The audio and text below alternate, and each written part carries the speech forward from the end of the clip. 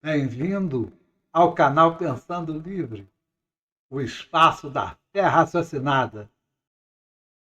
Hoje, com certeza, o assunto é polêmico, é longo e é muito desagradável ser tratado sem debate, sem discussão, com uma ou mais pessoas.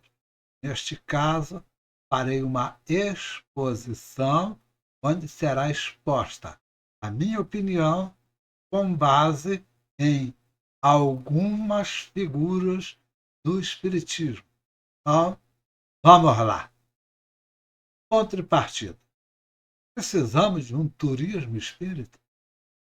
Qual a nossa real necessidade de dinheiro para manter a casa espírita? Como funciona ou funcionou a Sociedade de Estudos Espíritas de Paris, aquela fundada por Allan Kardec? Dinheiro no Espiritismo? Para quê? Esse tema não é novo, isso é um debate antigo.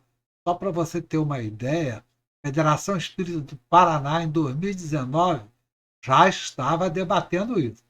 Então, eu estou aqui para tentar levantar. Por quê? Eu não estou aqui para dar respostas. Resposta? Cada um tem a sua própria opinião. É o uso verdadeiro do livre-arbítrio. A minha hipótese de trabalho é: por que o Espiritismo precisa de dinheiro para sobreviver? Desde quando uma casa espírita precisa de grana? Para ela ensinar espiritismo, ela precisa de dinheiro para realizar ações sociais. Opa!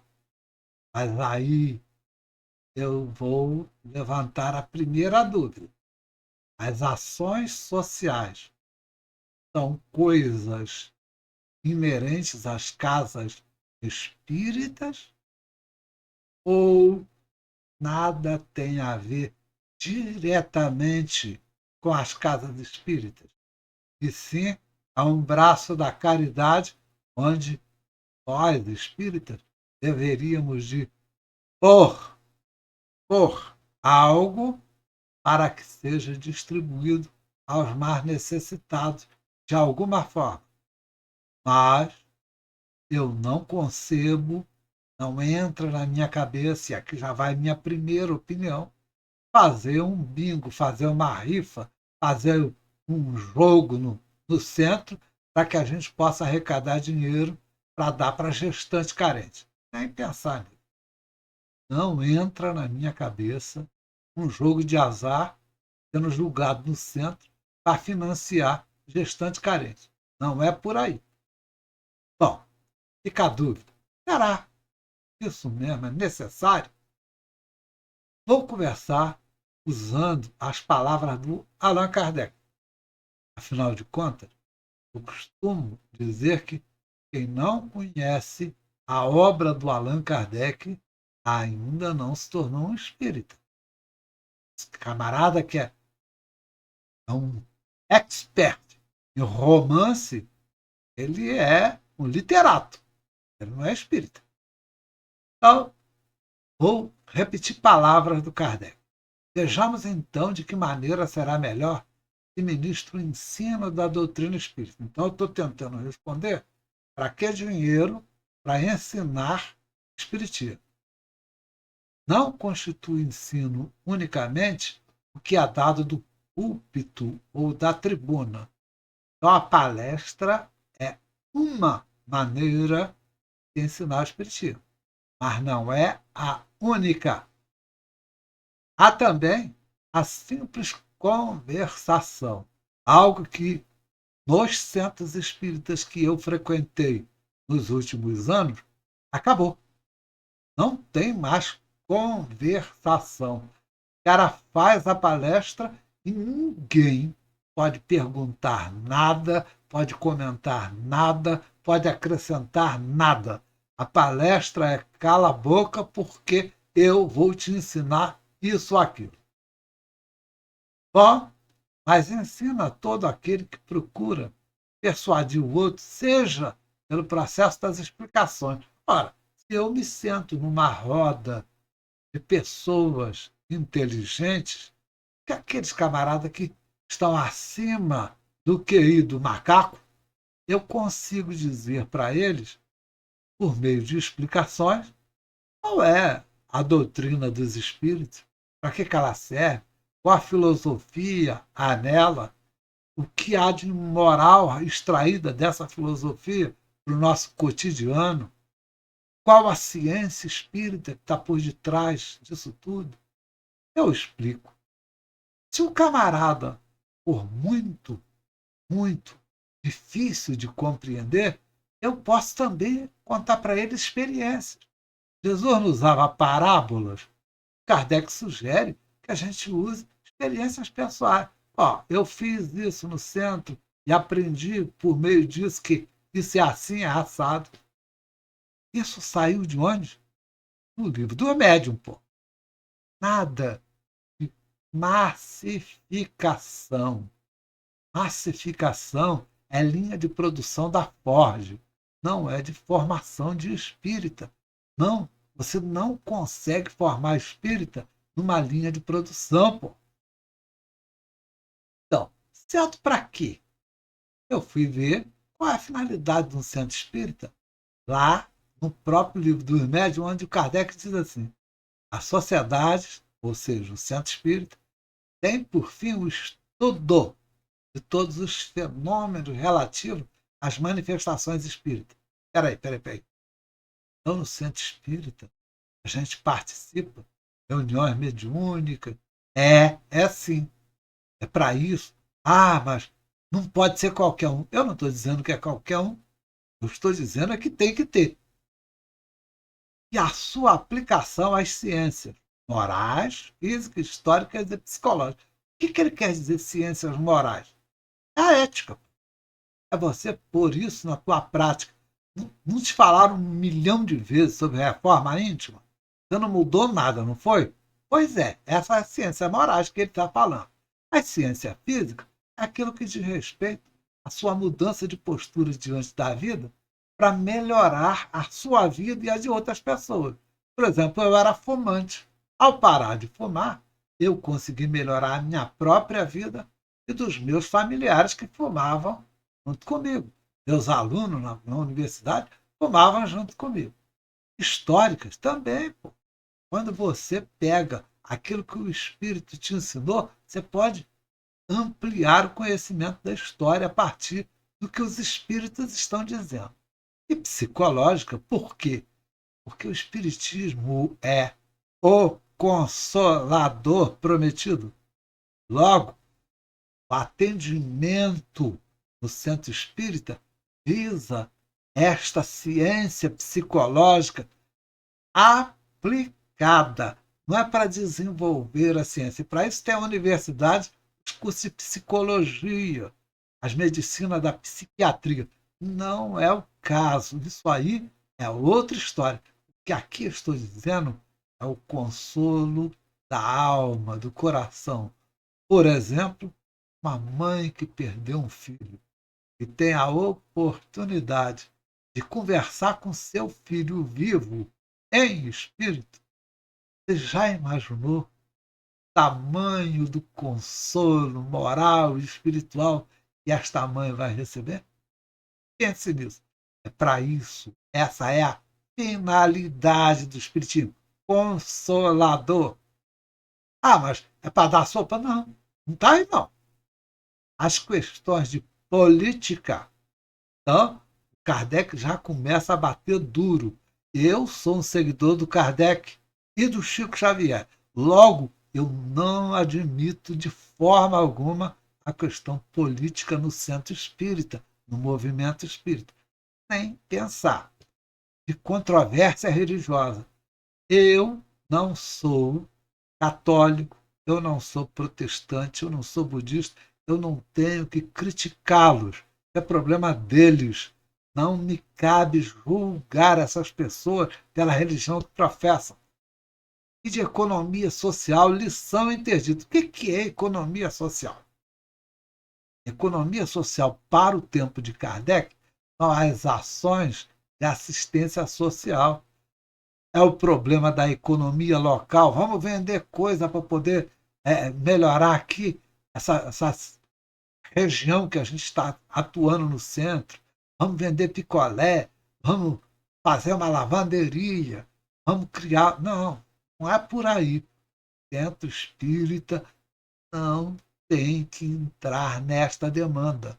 Agora, se você perguntar aos espíritos lá no centro se esta norma, se essa ideia inicial do espiritismo de Kardec, exposta no livro do remédio, mudou, aí tudo bem. Mas se não mudou, se ainda assim são interditas, então, meu chapa, nem pensar, entendeu? Política, controvérsia religiosa, economia social, nem pensar no centro espírita. Acontece que o Kardec nos ensinou como é que se faz o processo de ensinamento do espiritismo. O espiritismo nunca, jamais, em tempo algum, vai se dar em espetáculo.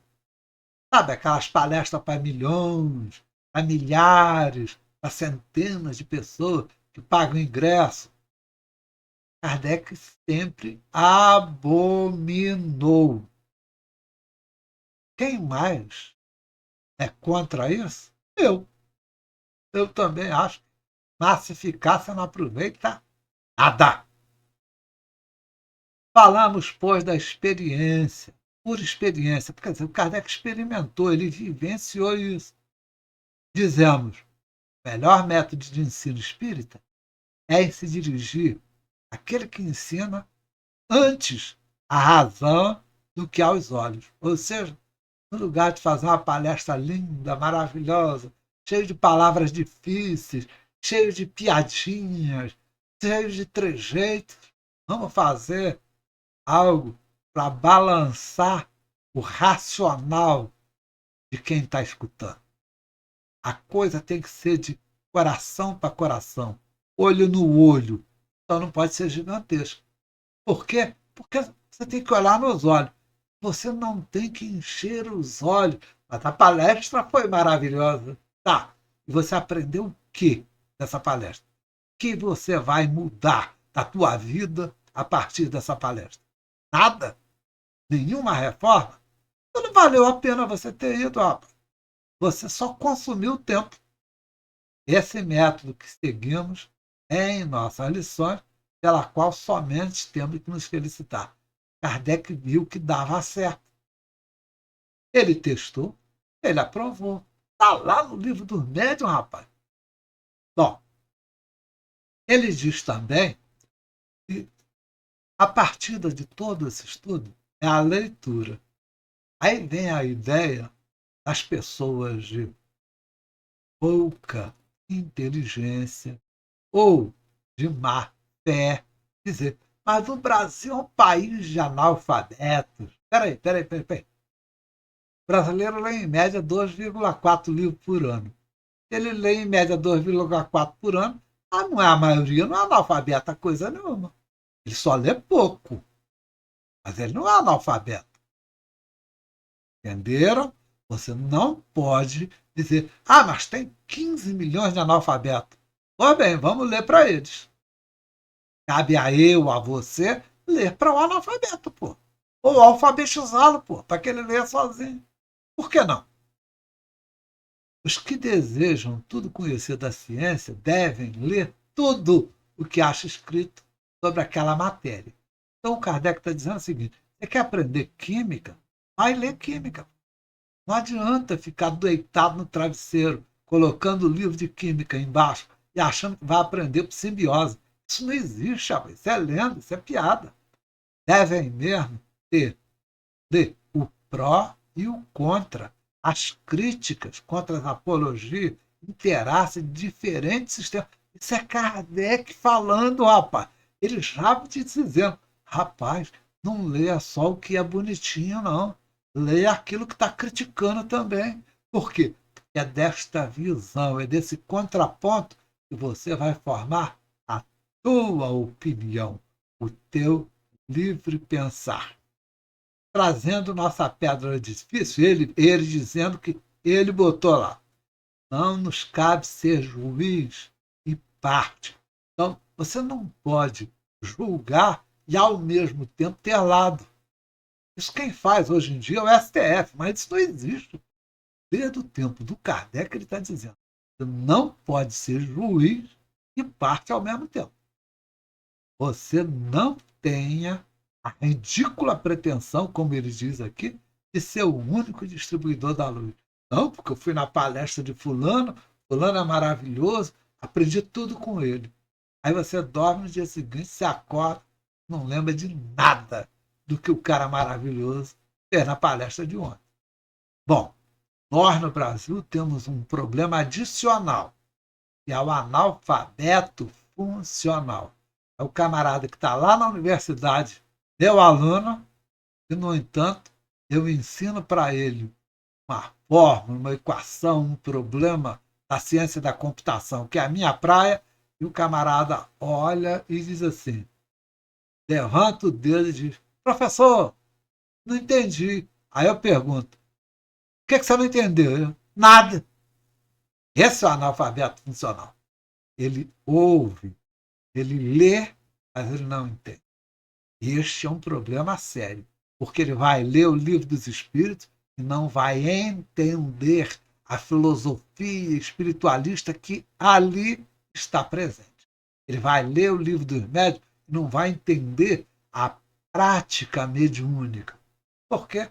Porque ele não é capaz de ir além da leitura por si. Tudo isso, livro dos médiuns.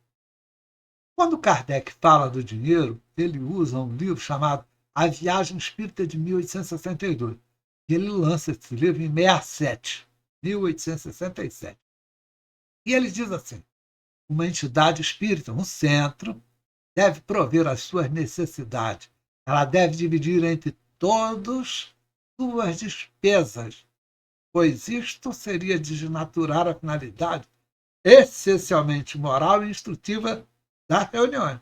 Ou seja, você receber dinheiro do governo e você receber dinheiro de uma pessoa para financiar os trabalhos do teu centro, é porque você está se submetendo às tuas reuniões obrigatoriamente a esse espetáculo de curiosidade de uma pessoa ou para uso muito pior, quando é o caso de pegar dinheiro do governo, que aí é terrível. O Kardec diz, não faça isso. Vamos nós, os espíritas, membros da casa, bancar a casa. Este é o caminho. Não é ficar inventando coisas para financiar a casa. E pior, né? Às vezes criando situações que a casa não podia arcar com ela. Outra coisa que Kardec fala é sobre a transparência do dinheiro. Na Revista Espírita de junho de 65, ele fala sobre a Caixa de Beneficência, que é o nome que ele dá à tesouraria do Centro Espírita dele. Então, o Centro Espírita que Kardec fundou tinha uma caixa de beneficência e ali alguém dava dinheiro na mão dele para a obra de caridade, mas não só para isso.